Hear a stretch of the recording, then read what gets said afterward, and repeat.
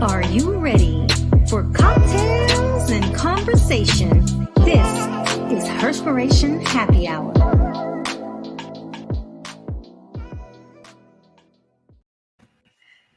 Happy Wednesday. Welcome to another episode of Herspiration Happy Hour, Season 5. This is episode 8. At least I do remember which episode we're on now. This is your unapologetic diva, Dr. G. It's your girl T Weezy. How y'all doing? And this is Louisa O'Hara, aka the Blue Phoenix. Ladies, guess what we are drinking on tonight? We have a Cosmic Cosmos, aka White Cranberry Ginger cocktail. So we have vodka, white cranberry juice, Cointrail triple sec, ginger syrup, lime juice, and a pinch of edible glitter. Well, it makes it pretty. So you add all the ingredients to a cocktail shaker and fill it with 3/4 with ice. Shake until chilled and strain into martini glass and garnish with a lime and cranberry.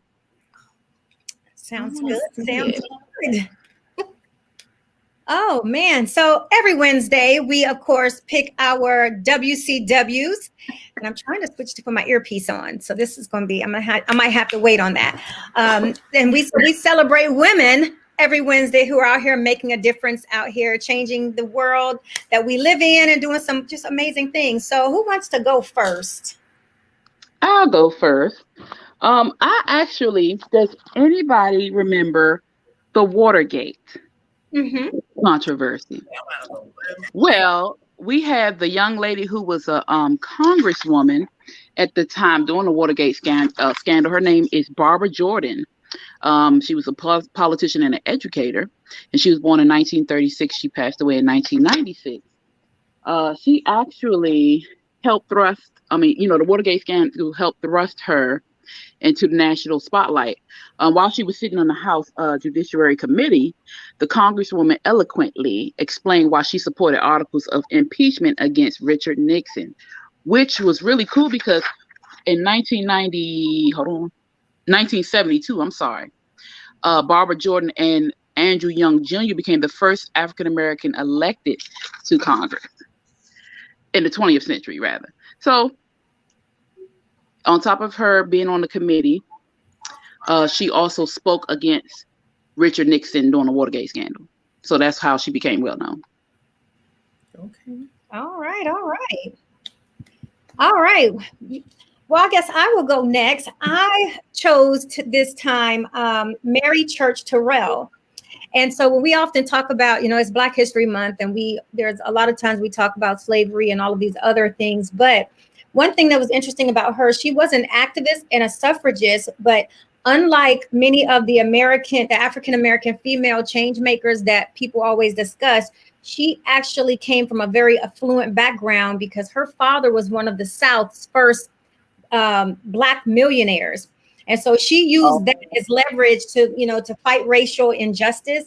And so an acquaintance of hers was lynched in Memphis because his business was successful. And so she focused on raising up African Americans by the means of education and community activism. So she used her fluency to help social justice. And she was born in 1863 and died in 1954. So we don't really hear very much about affluent Black people in the South during that time. Really don't. Yeah, exactly. I mean, and we look at it, 1954 it feels like a long time from now, but still that during that time, there was the first Black billionaire in the South, and in back then, as far back as then. So I think that's something really great to highlight for today's show.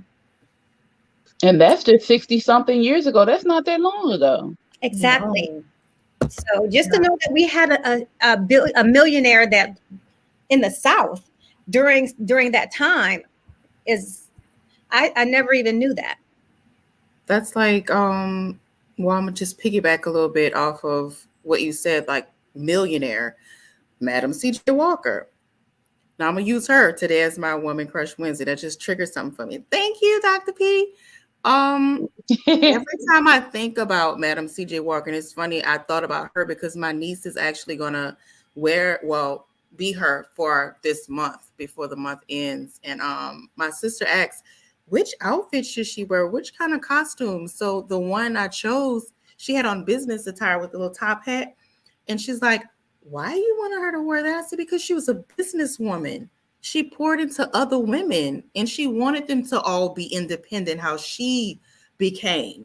You know, she saw something, a product, and she was so passionate about it and she perfected and she worked hard for it, ups and downs, and went through so many things. I don't know if you guys saw the documentary with Octavia Spencer on Netflix. I absolutely love that movie. It's so inspiring of the strength, oh my God, of wanting something so bad and not stopping until you get it. This woman worked tirelessly with so many no's and so many men against her, and the women too, but just not giving up. And I think that's something that we could take from her, the strength of wanting something so bad, setting a goal and saying, hey, I'm gonna stick with it until the end. And she became a millionaire, a self-made millionaire. And she was willing to help other people. And that's what it's all about. Once we learn and acquire something, the level of knowledge, we need to spread that so we all can grow. So I love that. Resilience and service. Yeah. Yeah, I definitely love that. So, you know, ladies, today's show is going to be quite interesting. And of course, Cortina is going to join us when she can, given this is actually her specialty field. Our guest today, when she comes on, but we can talk about it anyway, because, you know, we've had these conversations about open relationships and other things. But our guest today is a sex educator. Even though she's not licensed, but she's still a sex educator. So I just thought, wow, that's kind of really right up our alley if you tune in for some of our after chats. The after chats off the chain. I know. And remember, I think we had one show where we was talking about whether size mattered or not. Oh, yeah, we did. We did. Yeah. We did. We had a show talking about if the peen size matters. So today is going to be quite peen. Yeah, if the peen size mattered. So it's going to be a good chat today, you know, when we talk about so many things that's going on, especially during the pandemic. And I tell you what, people were sexing up a storm during the pandemic because it's a lot of pandemic babies being born.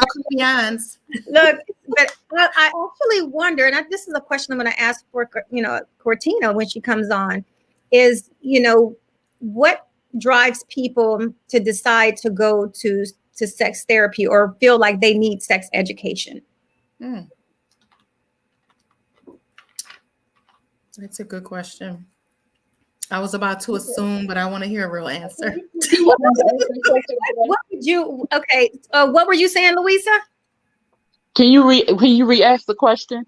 Well, I'm just wondering what prompts people to decide to go to either sexual therapy or to go for sexual education. I think that, especially for a lot of couples who feel like maybe there's something missing, or they feel that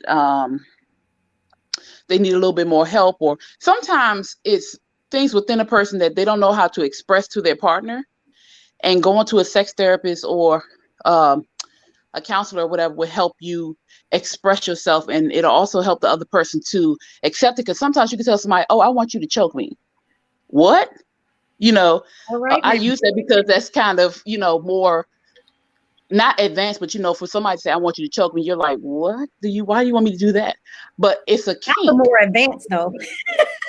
That's not advanced. Does that mean something that you want to be choked? It's like, okay. It's like, okay, so just like being spanked or different things like that.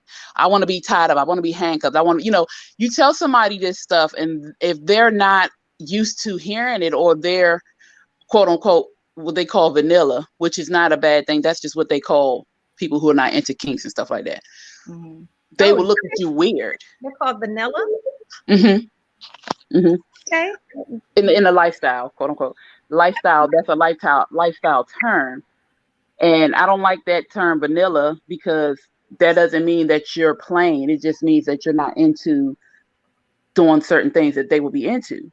So if you're with somebody who's not into that or doesn't know that they're into it, they will look at you weird and may shut you out. And it may make you feel bad for wanting those experiences and wanting that experience with them. So they will go to a sex therapist or a counselor or whatever to help them explain this to their partner. And then the counselor will sit and give like homework for the couple so they can work on this goal, because sometimes it's not that the sex is bad or the connection isn't bad, it's the communication and the understanding of what this person like, what this person doesn't like. And sometimes people don't even know what they like, but they're so closed off because everything seems crazy. So I think that would be one reason as to why you go to sex therapist. Another reason would probably be to help if you had sexual traumatic experiences. Oh, well, yeah, that's traumatic. Yeah. something. So did you know, I don't know if I shared the video with you all, but there is a class that's called Riding for Rookies that teach women how to ride.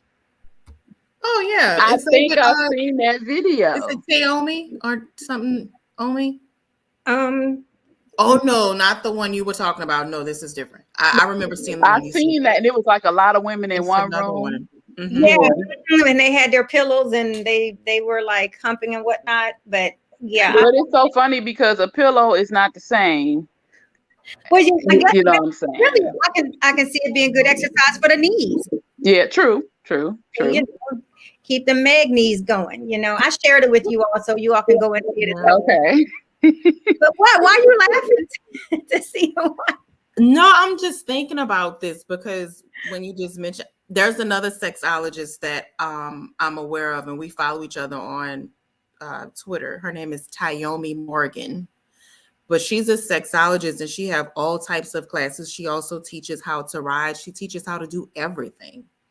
And no lie, I was interested in going to see. Not that, I don't know. I just was curious. I'm curious. Hey, ain't nothing wrong with trying to perfect some stuff or learn new things or, you know, get a little workout. I know, right? So, I mean, it's like pole fit. I love pole fit. I love pole fit so much so that I was flipping up a pole and tore some cartilage in my right hip. So that ended my pole fit time. Oh, no. Yes, ma'am. Yeah. I had a ball when I was doing the class, but yeah, it's good for core. It's absolutely good for core. You can do the yoga. You know, they have pole yoga. Oh, do they? I've done it and it works the crap out of it. I'm telling you, I got to go back because I felt so good afterwards, but it works your behind. Okay, well, that's good to know. That's absolutely good to know. So I can, you know, check out pole yoga. So our guest has arrived, y'all. And so we're going to bring her up here. Good evening. Well, hello. Hi. How are you? I'm doing well. How are you? Good. So, can you hear me okay? Yeah, I do hear you okay. You're kind of a little bit staticky, but we have with us Kendra Hardy. Or am I getting feedback? Oh, can you hear me? Yes. Okay. So introduce yourself to our audience, and I mean, because we definitely want to get into the chat, because you have two very different and unique businesses that are things that you do. So we're going to talk about how you went from one to the other. Understood. Well, my name is Kendra. I go by She Dope. That is my business name and trademark. So, yeah, there's a lot that I do. It's not a one category thing. I go from sex educator to a dog groomer, catering, meal prep, special effects makeup, fuzzy slides, gummy shots, anything you need. She can pretty much do it because she dope. Interesting, very interesting. So what prompted the dog grooming? I'll start with that first.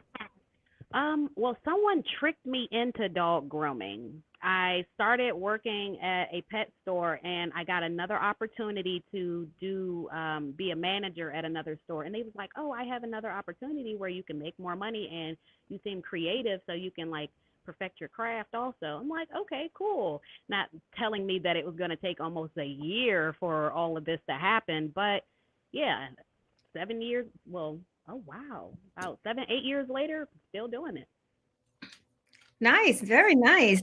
And so, how long have you been a sex educator? About 2 to 3 years. Okay, and so what does that? What do you offer, like classes? Is it one-on-one? Okay, so I'm gonna start off by saying, when I am a sex educator, however, I wouldn't say I'm like a certified sex educator. I don't consider myself a therapist or anything of sorts. I am a guide. I'm a guide to sexual satisfaction.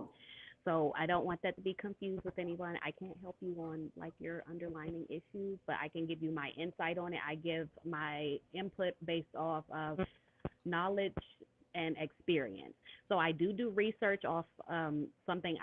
If someone comes to me with a topic that I have no idea what's going on with it, I will do research so I can get to know that information on it. But I go by based off of experience and the knowledge that I already have. Because what got me into that, um, so I went through a lot of sexual trauma throughout my life. And from that trauma, I went through a phase of hypersexuality. So I went through experiencing different things unbeknownst to me that it was an addiction brought off by the trauma that I experienced. So I was thinking to myself like, geez, like you have a lot of information to give because a old coworker of mine, she wanted to go down on a guy that she was dating, and she didn't have the knowledge of it. So every day we would come to work, and I give her like more tips or things to do and whatnot. And she was like, you should, consider this because you really helped me with this. And I was like, sounds good. Okay, so how do people like connect with you, or is it just, is it word of mouth? Do you promote that? Do you have video content so that you're sharing information about what you know so people come to you? So I have a Instagram page. I do have video content on different topics. I'll tell a story if, depending on what the topic is. If I have an experience with it, I tell a story based off of that experience, or I'll just give general knowledge on just how to do different things. Like I don't want to like deter the audience, but like how to squirt, how to go down, how to create a dental dam, how to like proper ways to put a condom on, like different little things. She also has a podcast. Yes, I also do have a podcast. I have a sex positive podcast. It is on Spotify. It is called She Dope Presents Gut. So yeah, available on Spotify. Okay, all right. So trust me, our audience, this is a very transparent. You have whatever kind of conversations you want. When I post it, I do let people know if it's censored for kids, if it's not appropriate for kids. So, hey, so this is a disclaimer, you all. If you are watching right now and you're around kids, you might want to either shut the volume down and come back and listen later. Put the kids to bed.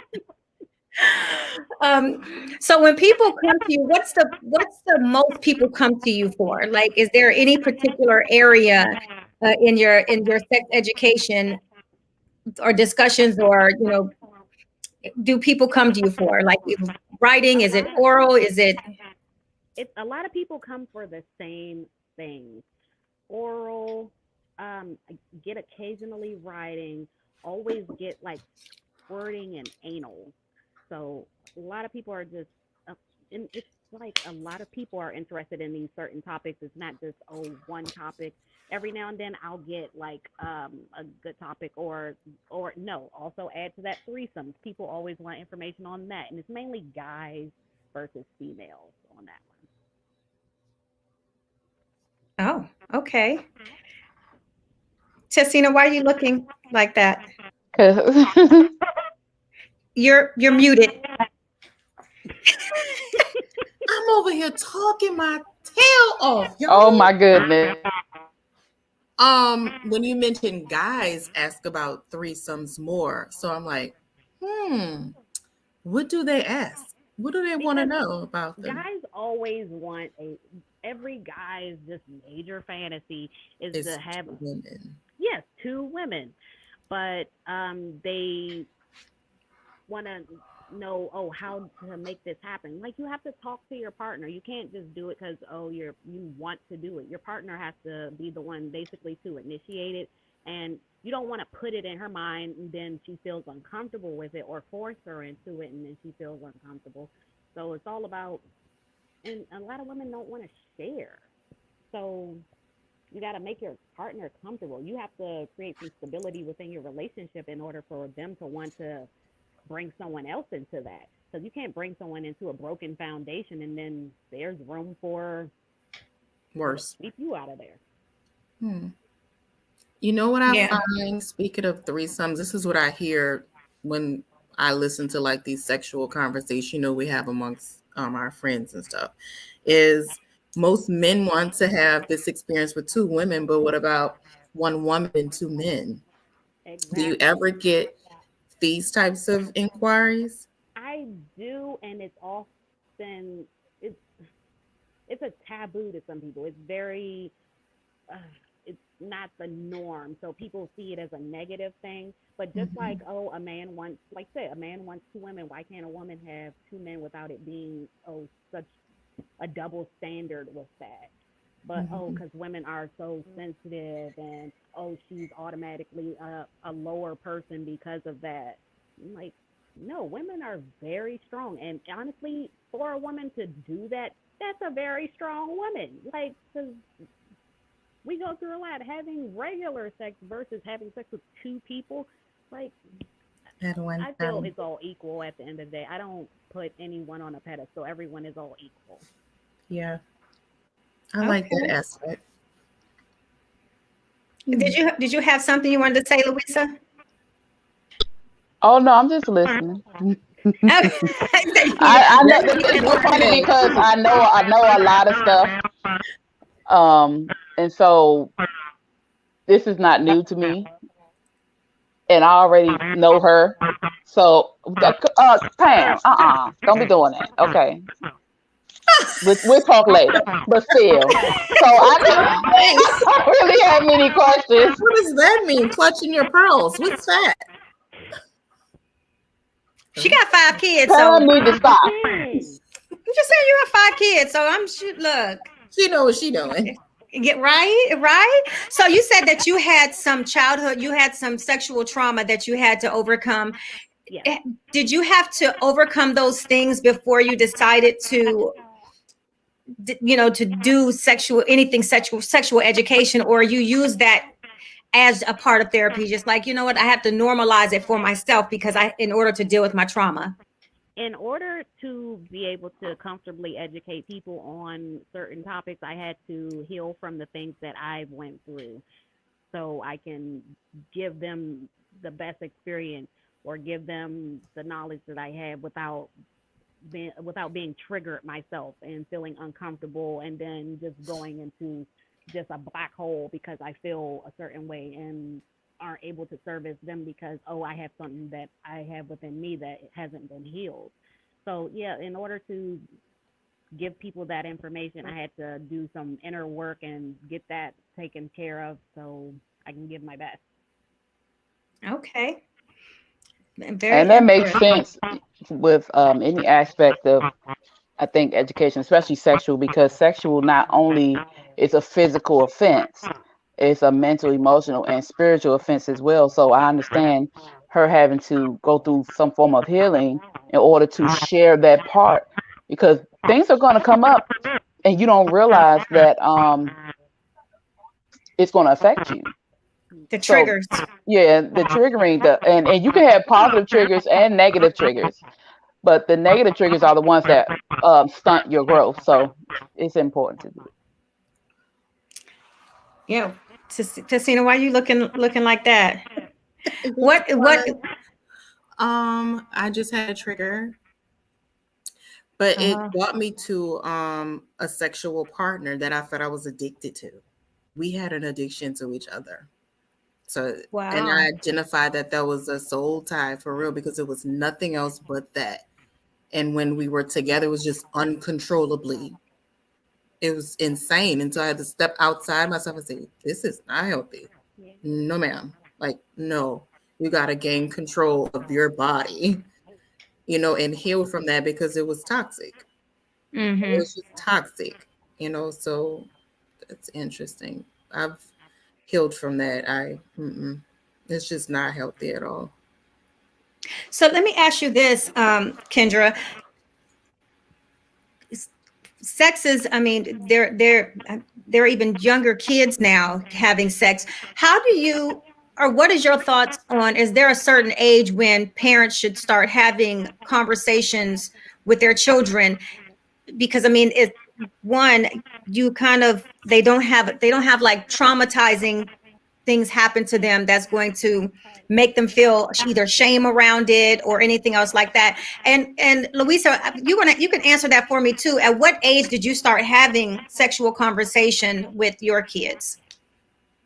So I'll go, Kendra, you answer that first. Is there an age that you think it's the best to start having dialogue with children regarding sex? I believe it's no exact age. It's about knowing your child, so to say, and paying attention to what they are doing or what they notice, what they're interacting with, what they're watching on their phones or TV. But I believe at a young age, every child should be taught body autonomy. This is your body. No one can touch it without your consent. They should be taught consent also, because everybody should have permission in order to touch you or you to touch them. Just like I don't like uncomfortable situations for children. Oh, go hug Uncle Mook Mook. Like, what if I don't want to hug Uncle Mook Mook? Like, so yeah, I believe body autonomy should be taught first. Later on in life, I don't think you should push the topic of sex education onto a child, because then if you push that topic, they're going to be interested in that topic and they're going to want to experiment with what they've learned. So um, I can't say wait for the child to come to you, because you're the parent, so they're not going to always want to come to you with something so personal and uncomfortable. So just like give little hints of um, oh, if you ever want to know something, yeah, or take notice of, like I said, what they're watching, because it's a very sexual world that we live in. It's a lot that kids are being exposed to just off watching TV. Even cartoons these days are kind of questionable. So you gotta just keep mind of that. And then when that age comes when, oh, they're hiding their phone, they're in the bathroom a little bit too long, like, okay, so we need to have this conversation. So you can be aware, so I can feel comfortable and you can feel comfortable. And if you have questions, you can come to me or someone, versus, oh, going to your peers and they're like, oh, what's that? Oh, I got one. You want to see it? Like, yeah. Okay. Louisa, how old were your kids when you started having the conversation? Okay, so I start off really early as far as talking about the body with my children. Really, really early. So when I start potty training, we start having those conversations. When they have, like, okay, so I have 5 children, and I have two sets of the kids that are 2 years apart.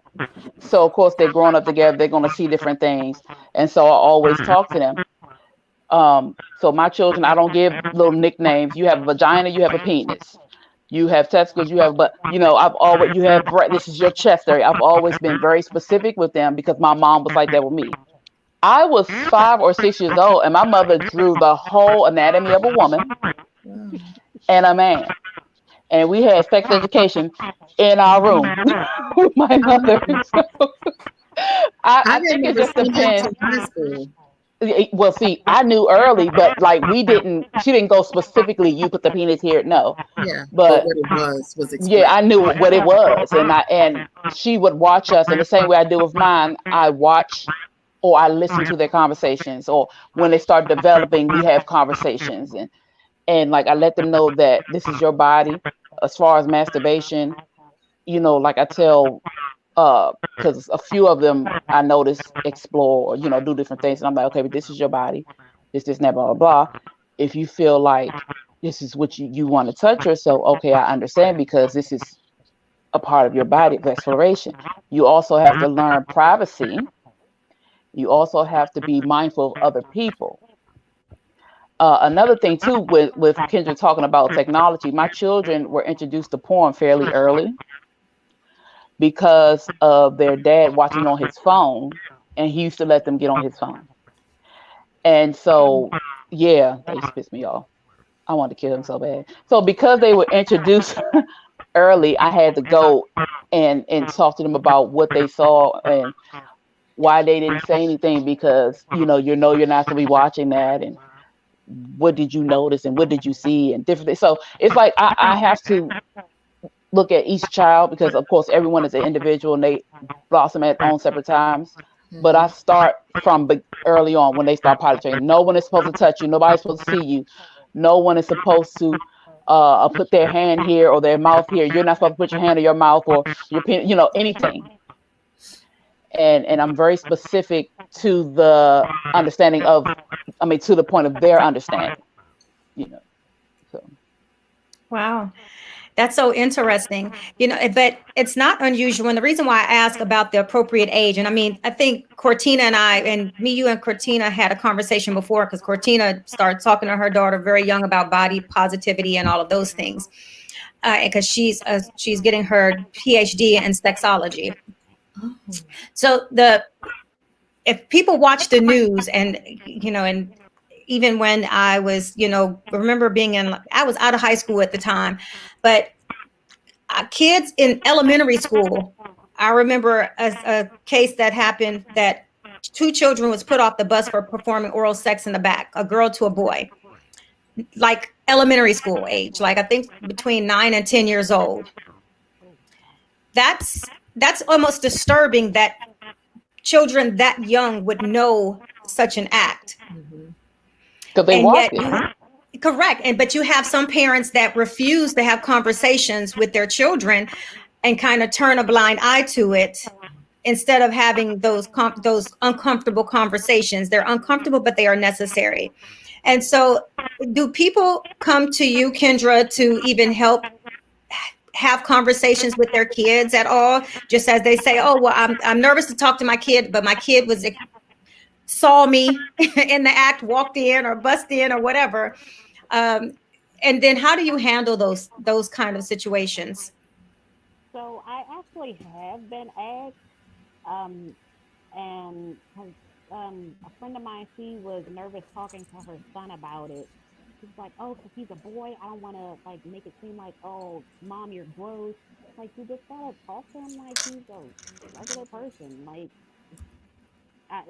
uncomfortable conversations are necessary. They're definitely necessary, and you just gotta talk to him about it. And because she noticed, I think on his phone or his computer, that he was watching porn. Because I think around the age of like 10-ish, that's usually around that time where they get to explore because they're starting into the levels of puberty. So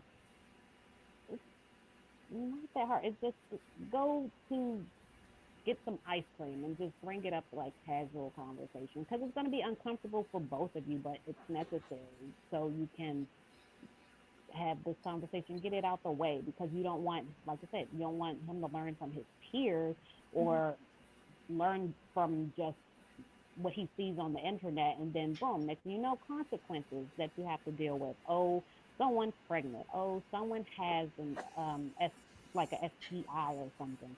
So have those conversations, make them aware of these things so they can have the knowledge versus trying to get it from an external source, because they're not going to always get the best knowledge that you could give them. And you're the parent. You're kind of the reason they're here. So let them know these things, especially like girls. Because when I grew up, I didn't get the knowledge that I have now. I didn't get that at home. I got that knowledge from external sources, and honestly, and mainly from like watching movies and stuff. I used to hang out with my dad a lot, so we would watch movies, and he would watch.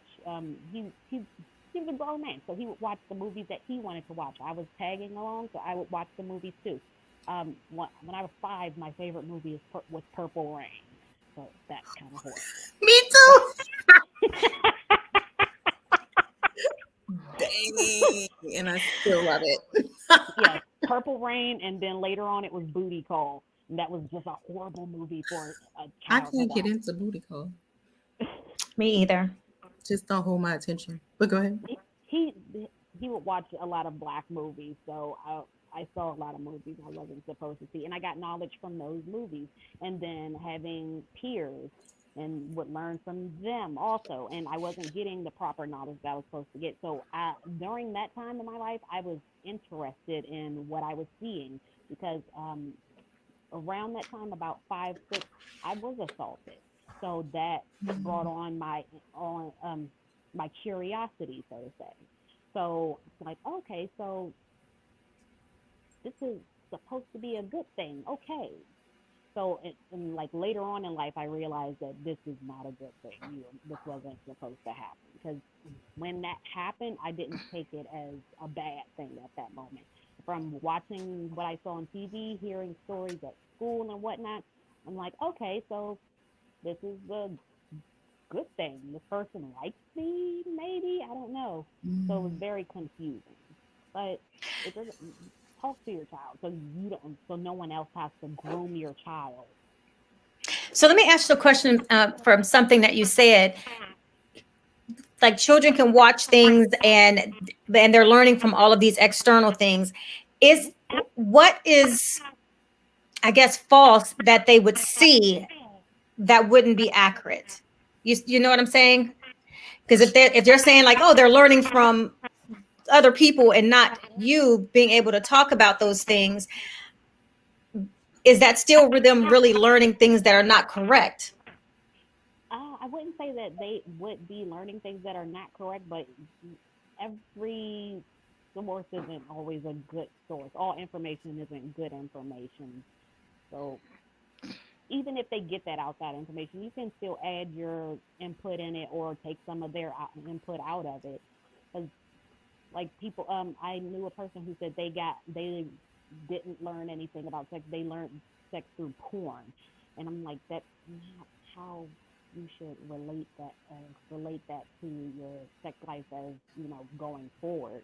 Because obviously that's not realistic. So you don't want to be there comparing what you see on porn to what you put into your actual sex life. Okay, so it's always the context. Yeah. Okay.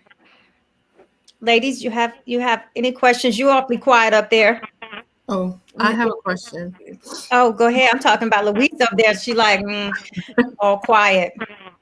When you were talking about talking to kids, like you asked the question when you should like inform your kids about sex, like what do you talk to them about?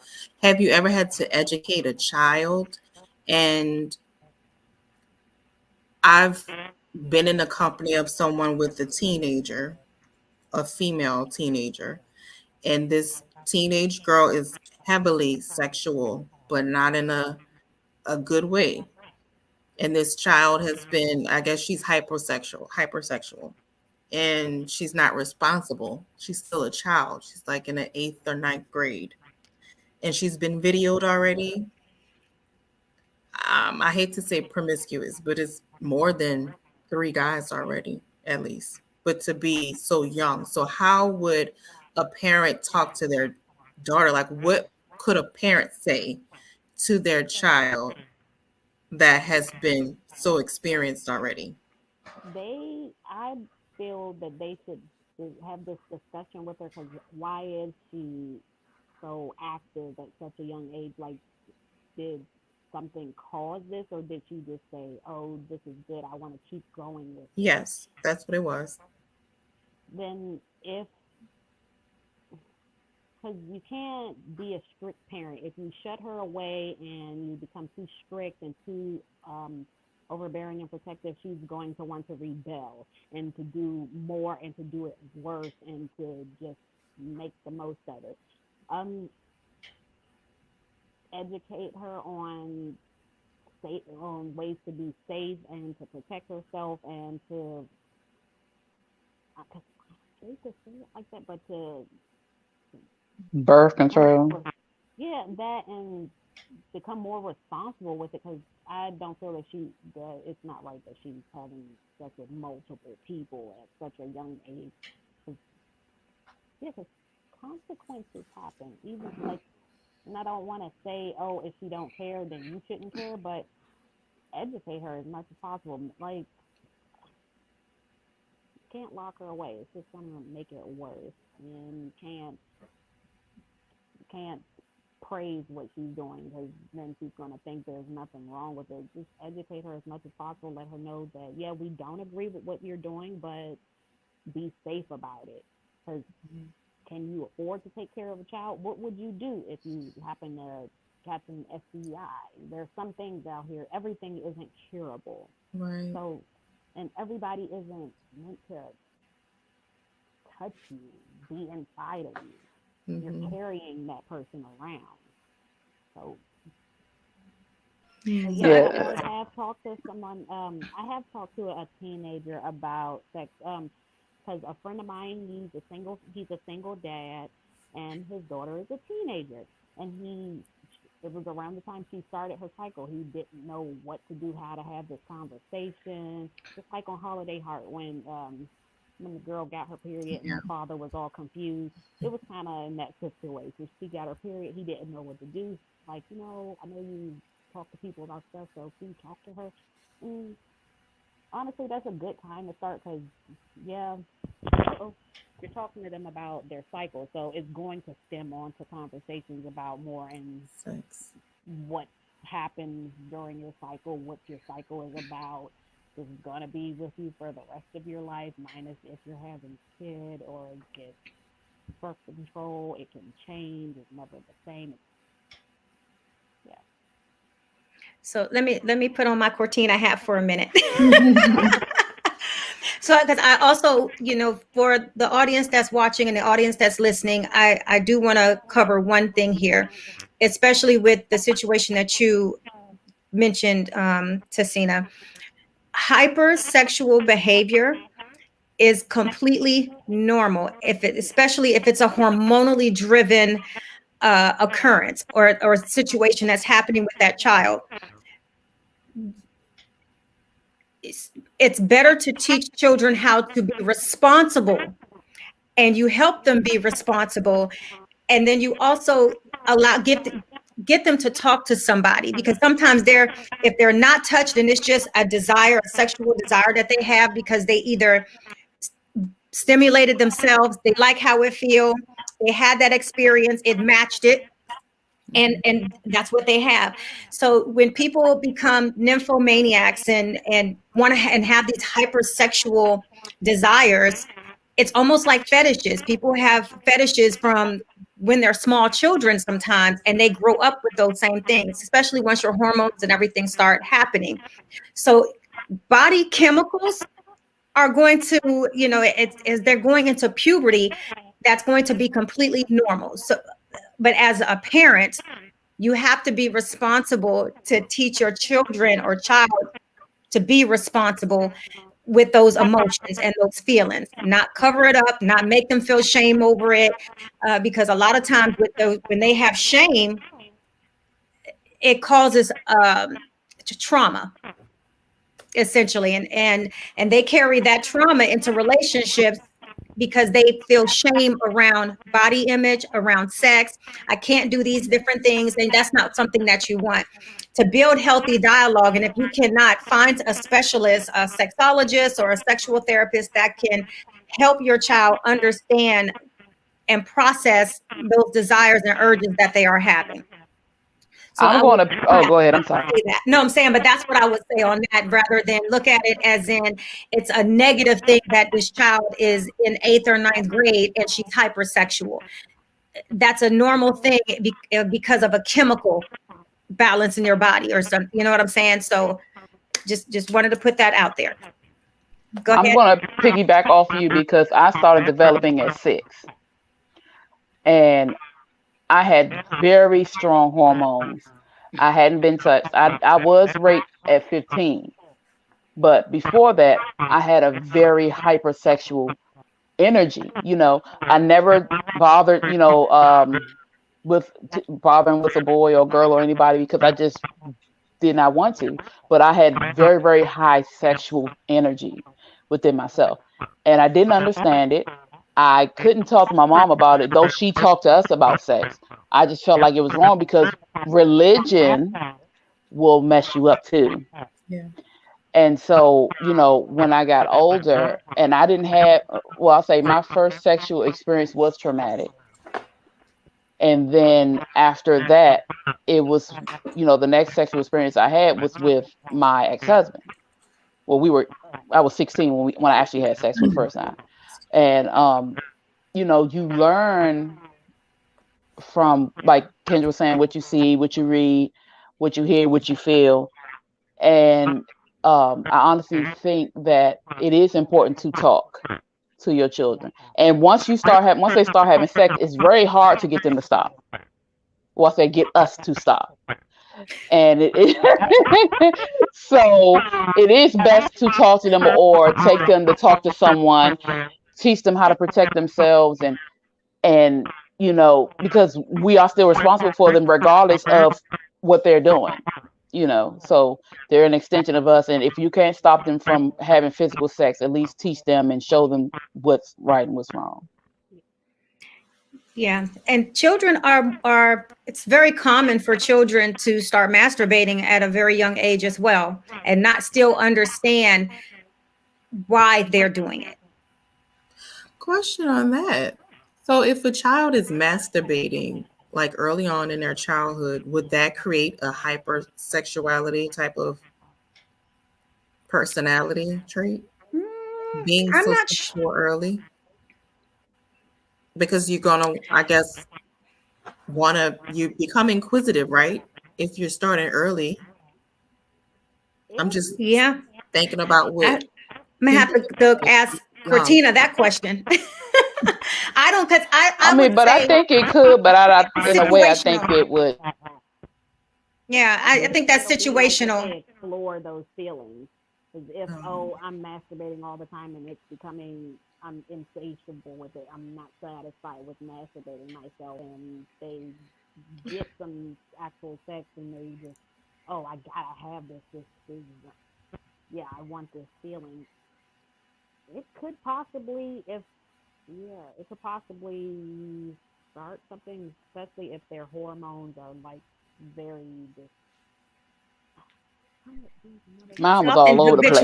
You say yours is all habitual. A lot of times habitual behaviors are things that we look at and what's causing those things. I mean, are they exposed to something that, let's see, there's exposure, there's chemical imbalances, there's a ton of different ways that could have people either not want to, okay, like I want to try this out, or this soothes me. This is how I soothe myself. It doesn't necessarily mean that they're they become hypersexual. Sometimes that's just their way of coping. That's like people with food, weird fetishes, drugs, food all fetishes. that,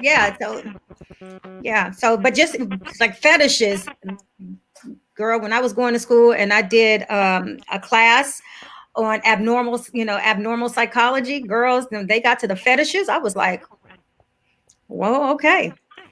Sure, that was interesting. Oh, it was. I mean, so that's the thing. It's like, not only are you looking at the root cause, but you're looking at the actions that they're doing to be satisfied. I mean, like we know necrophilia, people who sleep with dead people. We know that that's not normal, but we have to go back, and if that person goes to therapy, it's like, well, when did this start? Where did that desire come from? That kind of thing. So yeah, you just never know. You never know. People who like to sleep with animals, where did that start? It's all of those little things and those sexual behaviors that stem from their initial exposure to things.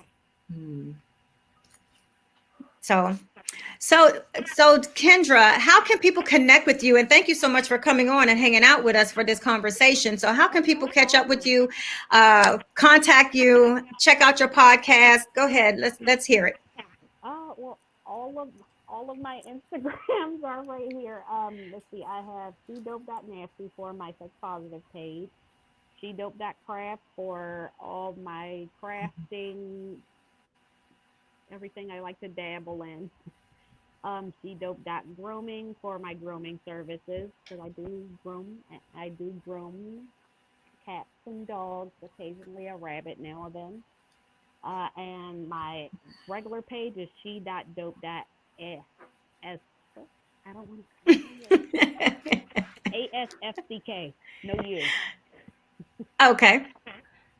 All right. Well, thank you so much for coming to hang out with us. We definitely enjoyed the conversation. Thank you for your transparency and just, being honest about, the whole sexual conversation as well. So we're going to have you back on to have some chats. Thank you. Thank you for having me. I appreciate it. Thank you, ma'am. All right. Have a great rest of your week. And you do the very same. You ladies have a wonderful week and You weekend. too. See. All right. Happy belated 2/22/22. Thank you. Yeah. Oh, yeah. Yes. Many blessings to you. All right. Have a good one. Okay. All right. That was some good conversation.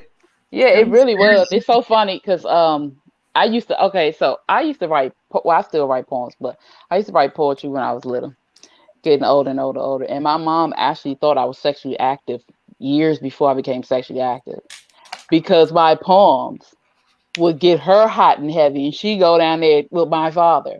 Yeah, Erotic. she'd be calling her girlfriends, reading the poem to them, and they going to get hot and heavy, and I'll be in trouble. And I'm like, I didn't do anything. I didn't do anything. No wonder you have 5 kids.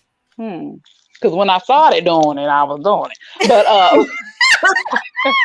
but at first I wasn't. That's why I said I really, that's why I understand the hormonal side of it, because my hormones came, and I was like, what the hell is this? And so that's why I talk to my children and I pay attention to them, because I remember where I was at that age and how I felt at that age, and the development and the confusion, and why do I have breasts and nobody in my class have breasts? I'm in 3rd grade with a full C cup, you know what I'm saying? So B, C cup, you know what I'm saying? And it was just, I went through it. See, I didn't have the touching, but I would get the men looking and the men trying to talk to me. And like my 3rd grade PE teacher made me do cartwheels. And before I started, I said, I don't have a t-shirt. I had a sweatsuit on. I said, I don't have an undershirt on. And my mom refused to buy me bras because she was in denial. So I had on a sweatshirt, and I told him if I flip, my shirt gonna come. He said, no, it's not, tuck it in. The first flip, boobs came out. Bam. He made me finish doing those flips because he wanted to see my breasts. Wow. Yes. So I had experiences like that. Of course, he was fired because my mother almost killed him. And she bought me a bunch of bras after that. But I had experiences like that, men trying to talk to me and I'm young, men trying to, my neighbors, so I've had those experiences. The sexual traumatic experience I had was at the pool. I was 15 years old, and the lifeguard, I knew this lifeguard, I've been going to the pool for a couple of years, knew this lifeguard, but it was a guy that tried to talk to me. So it's like they set it up. And the guy that was trying to talk to me didn't do it. The lifeguard did, and I was anally raped. Oh my God. So so that was my first sexual experience. But when I actually started having vaginal sex, it was with he was my boyfriend at the time, my ex-husband now. And so going from having that experience, from developing and dealing with older men, and then having the sexual trauma, and then actually having sex, it's a lot of transition. And so I'm grateful that I did not, our mind is a wonderful thing, because my mind buried that trauma, though I had a couple that, I had because I actually disassociated myself when it was happening. And I actually saw what was happening. Oh my God. And so, and so after it happened, I kind of went into, I don't know, maybe a shell or something, but that was for a few days. And then I had to get back because I had a lot of responsibilities too as a teenager. But it never fully came. Like I told my mom it happened. I think I was 21 when I told her. I cried a little bit, but it never fully came out until I was pregnant with my fourth child, which is my son, my second son. And the doctor, was asking questions. This was a new doctor. Have you had this? No. Have you ever had sexual traumatic experience? I was like, no. And then as soon as I said no, all the memories flooded back. Wow. Everything flooded back, and I just broke down in that office. And she referred me to a therapist. And so, but see, that's how we don't understand. Like with the example of the young lady that you're talking about, she may not have had anyone touch her, because I didn't. No one ever touched me until I got 15. But her hormones, like Pam was saying, they're out of control. And you don't, once you get that first pipeline, whether it's good or bad, you want to keep doing it. Whether it's good or bad, you're going to want to try again. And I was trying to, not use the other word. So I know what you meant. Though. But okay. Am I wrong for saying that? The pipeline. Once you get that first pop, right? What you call it? A pound. Once you get that first time, I mean, even if it's not good, you're like, it was weird. Let me try it again. That second time is usually pretty good. The second or the third, and you're going to keep on going. So I get it. But it's important for us to talk to our children and try our best to just protect them, because Lord knows I got my oldest son, he's 19. He'll be 20 this year. And he started having sex, I think, at 16. I knew it, but he never showed me. But it's like, you can tell when your kids are changing. And I had to flat out ask him, because I would ask him like, no. I'm like, Ed, talk, well, I ain't even say his father name, but I'm like, talk to him, I'm like, talk to him, because I think this boy I don't think he has. I said, no, something is different. This boy is doing something. And so one day I had to flat out say, boy, you out here? Mm-mm. And he was like, what? I said, are you out here? Mm-mm. And he looked at me, he was like, yes. I said, see, why you lie? Because now I got to make sure. So what did you do? Did you do this? Did you protect yourself? Where's the girl? Is she okay? And, so if I'm one of those parents, we're going to have this conversation. And if you don't want to talk to me, I'm going to get grandma, because grandma, dad going to make sure you have a conversation. And, so that's just me. I pull out pictures. Look, you want to know what? Oh, let me draw this for you real quick. Oh, let's have this conversation. Oh, we're going to go with the ice cream. We're going to go have this, it's just different things you can do. It's harder, like you said, because it's you talking to your child, but you have to remember, I always put myself back in that position. And I never try to forget where I was at that age. And I think that's why it makes it easier for me, because my children will come to me. I'm so grateful and so traumatized. And my children will come to me and tell me things. And I'm sitting there like, thank you. I'm gonna choke you. I'm gonna kill you. But okay. So what we gonna do about nothing sexual, thankfully. But just they'll come and tell me things, or they come and ask me questions because their friends may be doing it, and or they have an interest, and I'm like, let's let the whole come back here and sit down for a minute, because we're not doing. And so it's I talk to your kids. That's all I can say. Talk to your children, and if you don't have the relationship where they can come to you, they have a relationship with somebody in your family, somebody, let them. They have to have that outlet. If not, they're just going to go out and do it, and be lost, and just anything can happen. I think the most important part I will go back to is showing them the responsibility with sex. You can't prevent them from doing it, because if they're going to do it, they're going to do it regardless. Yeah. And so it's better to teach them to be responsible and what sex is supposed to be, because it's not just good to say that's for adults. That doesn't work anymore. And then the fact that more children have more opportunities for exposure. Yes. Than ever before. Than when all of us were coming up, we definitely didn't have that level of exposure like we do right now. And even though there might be things that might say you have to put a date in for a birthday to have access to something, Doesn't mean that they can't Oh, they lie about them put a ages. day. Exactly. Yeah. Exactly. So I think it's important to have healthy dialogue now. It's more than ever with your children when it comes to sex, promiscuity, body image, and just just loving their body, and teaching them how to love their body would also help them be responsible stewards of their body. And Yes. if they are hypersexual, then do the responsible thing and say either here are condoms or here is birth control. You know, Or both. Yeah. yes, for seriously. So that's my spiel on that. Tessina, how can everybody be in touch with you? You can find me on Instagram and Twitter at IamTweezy. Okay. You can find me on Facebook, Instagram, and TikTok at the Blue Phoenix Hills. And also, don't be afraid to go deeper with these kids, because they are very much aware and intelligent enough to understand the sex, the spiritual side of things, and the mental and emotional, physical side of things. Go on deep with these kids, because they smarter than you think. They need to know the truth. Don't be scared. That's a fact. Yeah, seriously. And of course, you can reach me on all social media platforms at IAMDRPGURLEY. I am Dr. P. Gurley. The Herspiration brand is at DAW Entertainment on Instagram, and Herspiration Happy Hour on Facebook, and Herspiration HH, I believe, is on Twitter. And of course, this is our, we stream live from YouTube, Twitch, as well as here on Facebook every Wednesday from 7 to 8 p.m.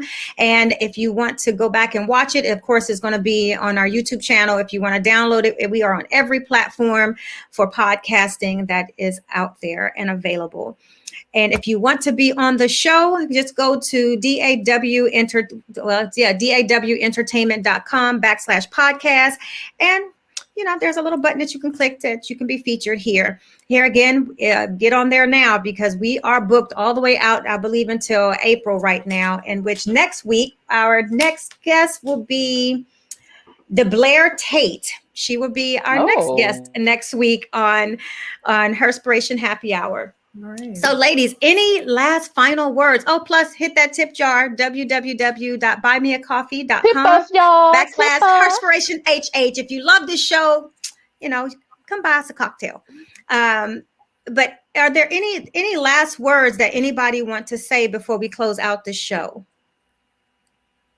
Have some good sex. Just be safe and responsible. Okay, what now? Wait a minute. You say have some good sex. Have some good sex. But be safe and responsible. Make it great. What makes you happy in the bedroom? Be responsible and be safe. That's tie it. somebody up and whip them and go and have fun. Do whatever you need to do, as long as you're not. Hey, you grown. I know. This for the adults. Go on and tie somebody up, okay? I'm telling you, blindfold them. No, I'm trying to teach y'all something real quick. Go on to tie somebody. You was over here. Hold on. First of all, you was over here talking about choking not long ago. Now you got tying people up. You got choking. Hey, I'm trying to tell you, ain't nothing like a man's strong hand right here. Oh, God. Let me get off here, because I got to go around the corner. I ain't got time for this. All right, everybody have a good night. Cheers. Cheers.